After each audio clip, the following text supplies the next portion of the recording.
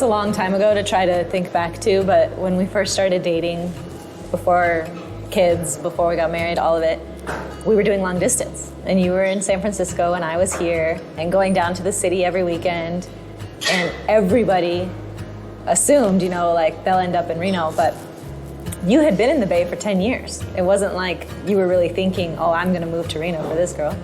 No, I mean, I loved San Francisco. That was like my home. I mean, yeah, I'd been there for 10 years. I'd been there for my 20s, which was probably the best time to be there because you're just kind of figuring out your career and you're just having fun with friends. And so it was a lot of fun. So I had no thought that I was going to leave San Francisco. I mean, it was, for so many reasons, like in my mind, the greatest place on the planet. What did you love about it? You just had everything. I mean, you had everything the city has to offer. So you had, and I lived in the city. So in the marina. In the marina. And Cow Hollow, not just the marina. But it had all the restaurants, all the bars, all the, but then you also have all the close proximity. You can get to the beach, you can get to wine country, you can get to Tahoe in 3 hours or 7 hours, depending on traffic, but you can go out to Yosemite in 4 or 5 hours. I mean, it just had everything. So everyone naturally assumed that I would end up moving there because I was going there every weekend to hang out with you. But something kind of shifted when you started coming up here and checking out places with me. Yeah, I mean, once I first started coming up here, I think one of the first places you took me was Whispering Vine, which is, I would thought that I was going to cool wine bars in San Francisco, and then I come to Whispering Vine and you see like this whole other thing where it's a unique concept. It's I don't know why Curtis isn't all over the planet right now, because his concept is so good, because there's no corkage, there's a crazy amount of wine. The people who work there know wine so well. Know wine well, and they've got great locations, 4 locations here now. So that was one of the big things that I kind of opened my eyes to Reno, was Whispering Vine. And then that kind of parlayed into going to other places like where we are right now, which is Public House, which has been probably my favorite bar in Reno since I've moved here. Why is this bar cooler than a bar in the city? Besides the fact that the drink probably costs half as much. Yeah, I mean, the drinks are inexpensive.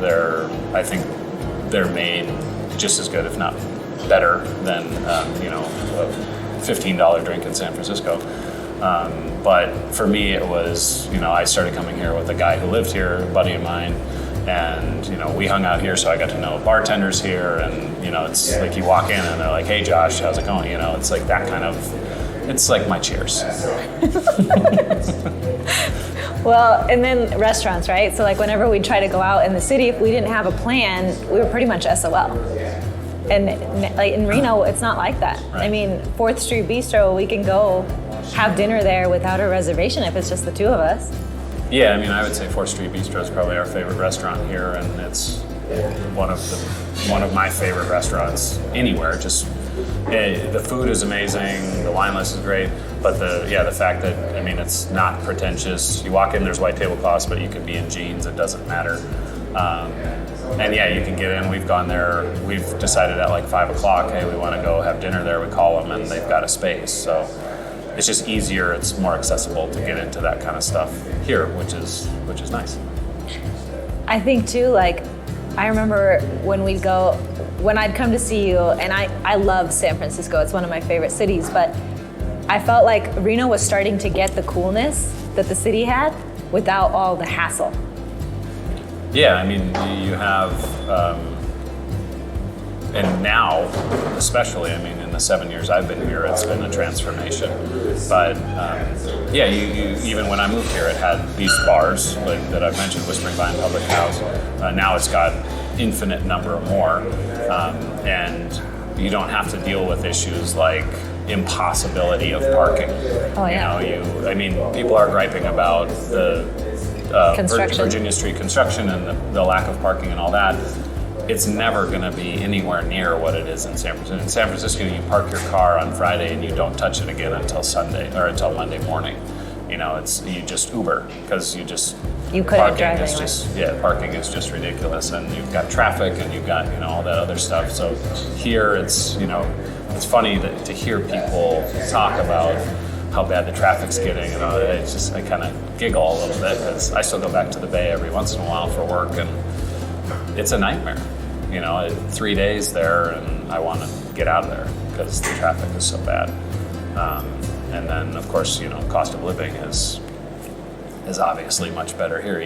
I moved 3.5 hours away, and I've got immediate about 10% raise, which is awesome. And and people here now 10%, like that's not nothing. That's not nothing. That's it's a lot. I mean, you save so much, and in California, it's tough because you don't really see your taxes go where they should be going because the states just has issues. We're not going to get into all that right now. won't We're get not into going that. down that road. We're gonna edit that one out. But no, it's funny here because you hear people talk about, oh, I wish I would have bought 7 years ago, 8 years ago, or whenever it was at its lowest. But even now, like people coming from California or high cost of living areas, it's still a screaming deal. I mean, you're still going to get an amazing deal. What were you paying for rent in the marina for your studio apartment? So I was paying, including parking, I was paying about $2,100 a month. For a studio? For what was considered a large studio in the marina that included parking. I think that's amazing because you moved to Reno and you bought a house with a mortgage payment that's similar. Yeah. I mean, a mortgage on a house. Yeah, you get a 3,100 square foot house for what you pay for what you essentially throw away in San Francisco on rent for a 1,000 square foot maybe studio, 800 square foot studio, something like that. Yeah. So you got cost of living, housing, bars, and then restaurants. Your trip to Tahoe that could take 7 hours on the weekend now takes 45 minutes. It's like a no-brainer. Well, yeah, and ski. I like to ski, so for me, skiing, I go to the Reno mountain, which is Mount Rose, and it's 25 minutes door to door. If you get stuck behind a truck, it's 30. It's a tough life. It's rough. To me, it makes perfect sense that we chose to settle down here. Yeah, and with kids, I mean, it's great. There's lots of parks. There's all kinds of stuff to do. I grew up having to drive places. I have friends that are in the city that walk everywhere, but you can't really do that with groceries and all that kind of stuff. So ideologically, it's nice, but here it's just an easier way of living.